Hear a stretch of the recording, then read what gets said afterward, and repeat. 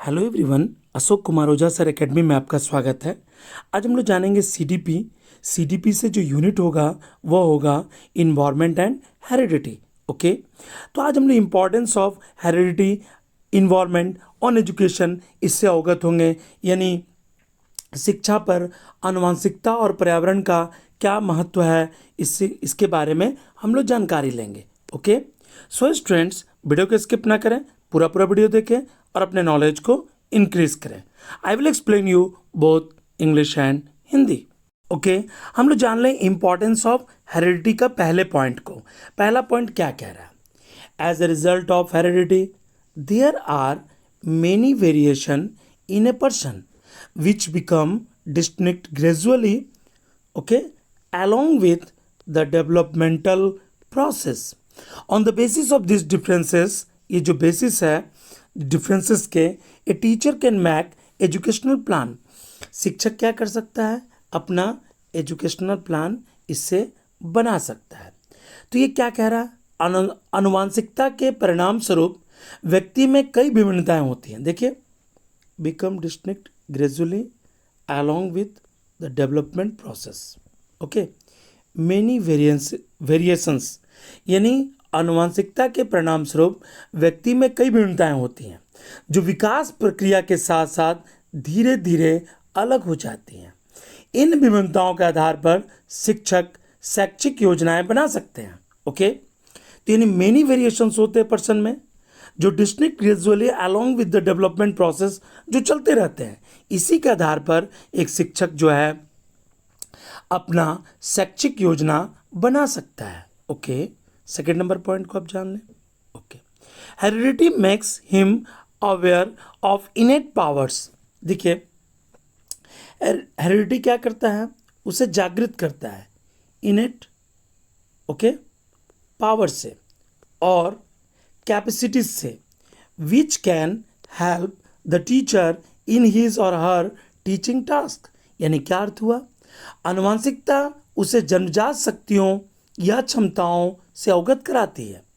देखिए यहाँ लिखा हुआ ना, heredity makes him aware of इनेट powers. उसके पास जो जन्मजात पावर है, उसके पास जो कैपेसिटी है, which can help the teacher in his और टीचिंग टास्क। ओके, यानी शिक्षक जो है जन्मजात शक्ति और क्षमताओं से अवगत तो ही जाता है आनुवंशिकता के द्वारा, और उसके शिक्षण कार्य जो है, टीचिंग टास्क जो है, उसमें इससे उसको मदद मिलती है। ओके, आप इस पॉइंट को जान लेंगे, help the teacher in his और टीचिंग टास्क। ओके, हम लोग थर्ड नंबर पॉइंट को जान लें। Due to heredity we can come to know about the differences of the learning. ये बहुत महत्वपूर्ण भाग है, differences of the learning. Okay, abilities of the, यहाँ देखिए, चिल्ड्रेन। यानी हेरिडिटी कारण हम क्या जान जाते हैं? आनुवंशिकता के कारण हम बच्चों की सीखने की क्षमता के अंतर के बारे में जान जाते हैं। यानी बच्चों में जो सीखने की क्षमता का डिफरेंसेस है, सीखने की क्या एबिलिटीज़ है बच्चों में, ये किसके कारण हम जानते हैं? हेरिडिटी के कारण हम जान जाते हैं। तो यानी थर्ड नंबर पॉइंट भी आप क्लियर कर लिए। ओके, फोर्थ नंबर पॉइंट को जान लें। फोर्थ नंबर पॉइंट क्या कह रहा है? Basic instincts are acquired from heredity which can be desirable and undesirable. देखिए, जो मूल प्रवृत्ति होती है आनुवंशिकता से जो प्राप्त होती है, मूल प्रवृत्ति जो वांछनीय और अवांछनीय हो सकती है। A teacher can make efforts to replace the undesirable basic instincts of the children. शिक्षक क्या करता है? एक शिक्षक बच्चों की अवांछनीय बुनियादी प्रवृत्तियों को दबाने का प्रयास करता है। ओके, हम लोग जानेंगे नेक्स्ट पॉइंट को, 5 नंबर पॉइंट को। It is due to the heredity which creates a gender differences among boys and girls. देखिए, हेरिडिटी के कारण क्या होता है? हेरिडिटी कारण क्रिएट्स होता है जेंडर डिफरेंसेस किसके बीच में? अमंग बॉयज एंड गर्ल्स के बीच में। It is due to this that they have a more or less abilities in different subjects. A teacher manages to educate according to this differences. शिक्षक को क्या फ़ायदा होता है इससे? मैं आपको इसके बारे में थोड़ा हिंदी बता दूं। यह आनुवंशिकता के कारण होता है जो लड़कों और लड़कियों में लिंग भेद पैदा करता है। इसका कारण यह है कि इसमें विभिन्न विषयों को कम और ज़्यादा क्षमताएं होती हैं। एक शिक्षक इस अंतर के अनुसार शिक्षित करने का प्रयास करता है। यानी जो डिफरेंट सब्जेक्ट्स होते हैं, teacher manages to educate according to this differences. किस डिफरेंसेस के अनुसार? जेंडर डिफरेंसेस के अनुसार। किसके बीच में? अमोंग बॉयज एंड गर्ल्स के बीच में। ओके, इस पॉइंट को भी आप समझ गए। अब 6 नंबर पॉइंट को हम लोग जानते हैं। Physical differences are the results of heredity. जो फिजिकल डिफरेंसेस होते हैं वो किसके कारण होते हैं? हेरिडिटी के कारण होते हैं। इसे भी आप गौर करें। Physical differences are the results of heredity. A teacher can contribute in the physical development of the children on the basis of his such type of knowledge. Okay, शारीरिक विभिन्नता आनुवंशिकता का परिणाम है। एक शिक्षक अपने इस प्रकार के ज्ञान के आधार पर बच्चों के शारीरिक विकास में योगदान दे सकता है। ओके, हम लोग आगे जानेंगे इम्पॉर्टेंस ऑफ इन्वायरमेंट, यानी इन्वायरमेंट के क्या महत्व हैं, इससे हम लोग अवगत होंगे। पहले पॉइंट को आप जान लें। Okay, environment decides the direction of child development. Environment क्या डिसाइड्स करता है? The direction of child development. It can determine the quality of child development, that is good man, bad, to be of high character, to be patriot or anti national. यानी क्या कह रहा है यह अर्थ? पर्यावरण बाल विकास की दिशा तय करता है। यह बाल विकास की गुणवत्ता निर्धारित कर सकता है। यानी उदाहरण में अच्छे आदमी हो या बुरे आदमी हो, उच्च चरित्र हो, देशभक्त हो, देशद्रोही हो, ये सब बातों को बाल विकास के माध्यम से यानी इन्वायरमेंट के माध्यम से हमें जानकारी मिल जाती है। हम लोग सेकेंड नंबर पॉइंट किसका जान लें। सेकेंड नंबर पॉइंट क्या कह रहा है? ओके, सेकेंड नंबर पॉइंट का आप जानें। ओके, इफ ए टीचर, यानी यहाँ पर एक साथ हो गया है। Okay, if a teacher understands, ये सब शब्द एक साथ हो गए। यहाँ पर ये इफ अलग होगा, उसके बाद ए अलग होगा, टीचर अलग होगा, अंडरस्टैंड्स। ओके, आप इसे एडजस्ट कर लेंगे। If a teacher understands an environment, then he can create such an environment for his students. क्या कह रहा है? इस पॉइंट को आप समझे। यदि शिक्षक एक वातावरण को समझता है तो वह अपने छात्रों के लिए ऐसा वातावरण तैयार कर सकता है। If a teacher understands an environment, then he can create such. Okay, यहाँ पर आप देख सकते हैं इसके स्पेलिंग को, यहाँ थोड़ा मिसप्रिंट है। ही can create such an environment for his students. Okay, हम लोग थर्ड नंबर पॉइंट को जान लें। थर्ड नंबर पॉइंट क्या कह रहा है? थर्ड नंबर पॉइंट से आप अवगत हो जाएंगे।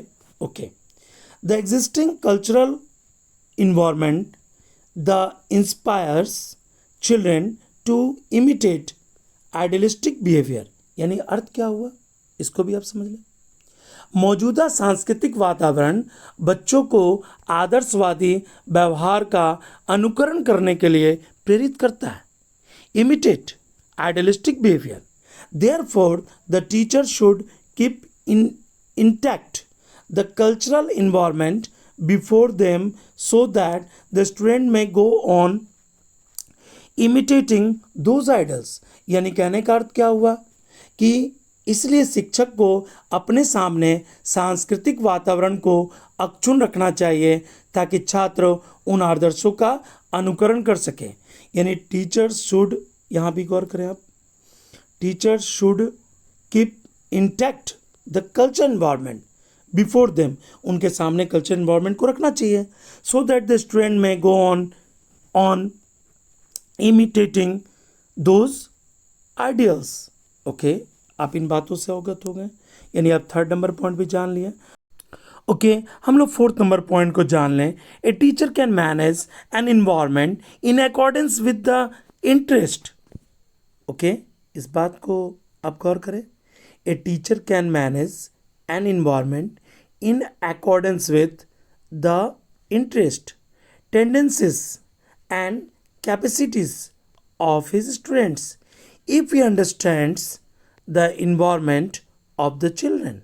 Okay, तो इसका हिंदी क्या होगा? एक शिक्षक अपने छात्रों की रुचियों, प्रवृत्तियों और क्षमताओं के अनुसार पर्यावरण का प्रबंध कर सकता है यदि वह बच्चों के वातावरण को समझता है। यानी अगर टीचर बच्चों के वातावरण को समझता है तो उसमें क्या क्या चीज़ परिवर्तन कर सकता है, छात्रों की रुचियों में, इसके साथ साथ उसकी प्रवृत्तियों में, उसकी क्षमताओं में, ओके, उसके इंटरेस्ट में, उसके टेंडेंसीज में, उसके कैपेसिटीज़ में वह परिवर्तन कर सकता है। Okay, come to the 5 number. Most of the child's time is spent in family, neighbourhood, playground etcetera. देखिए, ज़्यादातर बच्चों का जो समय होता है यानी चाइल्ड्स टाइम होता है वह स्पेंड होता है कहाँ कहाँ? फैमिली में, पड़ोस में, प्ले ग्राउंड में etcetera. His personality is differently influenced very much. The teacher can pay special attention towards the environment of this institution. Okay, यानी बच्चों का अधिकांश समय कहाँ कहाँ गुजरता है? तो बच्चों का अधिकांश समय परिवार में, इससे भी आप गौर करें, परिवार में, पड़ोस में, प्ले ग्राउंड यानी खेल के मैदान में व्यतीत होता है। उसका व्यक्तित्व तो निश्चित रूप से बहुत प्रभावित होता है। शिक्षक इन संस्थाओं या स्थानों के वातावरण पर विशेष ध्यान दे सकता है। टीचर क्या कर सकता है? पे special attention towards the environment of this institution और places and can guide the children और इसके माध्यम से शिक्षक क्या कर सकता है? बच्चों को गाइड भी कर सकता है इस इंस्टीट्यूशन के माध्यम से। ओके, मैं एक बार फिर से आपको समझा देता हूँ, इन बातों से आपको अवगत कराता हूँ। 5 नंबर पॉइंट क्या कह रहा है? यानी बच्चों का अधिकांश समय परिवार, पड़ोस, खेल के मैदान आदि में व्यतीत होता है। उसका व्यक्तित्व निश्चित रूप से बहुत प्रभावित होता है। शिक्षक इन संस्थानों या स्थानों के वातावरण पर विशेष ध्यान दे सकता है और बच्चों का मार्गदर्शन कर सकता है। ओके, हम लोग 6 नंबर पॉइंट को जान लें। 6 नंबर पॉइंट क्या कह रहा है?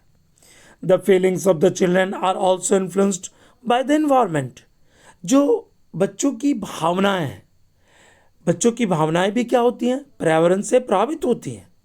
Okay, by controlling the environment, their balanced feelings can be developed. The balanced development of the feeling means the process of his character formation. देखिए, बच्चों की भावनाएं जो हैं भी पर्यावरण को प्रभावित होती हैं। पर्यावरण को नियंत्रित करके उसकी संतुलित भावनाओं को विकसित किया जा सकता है। भावनाओं के संतुलित विकास का अर्थ क्या होता है? उसके चरित्र का निर्माण। यहाँ देखिए, यहाँ लिखा हुआ है The balanced development of the feeling means the process of his character formation. Okay students, आपने यूनिट कंप्लीट कर ली। यदि आपको वीडियो पसंद आया तो वीडियो को लाइक, शेयर और सब्सक्राइब करना ना भूलें। वीडियो देखने के लिए धन्यवाद।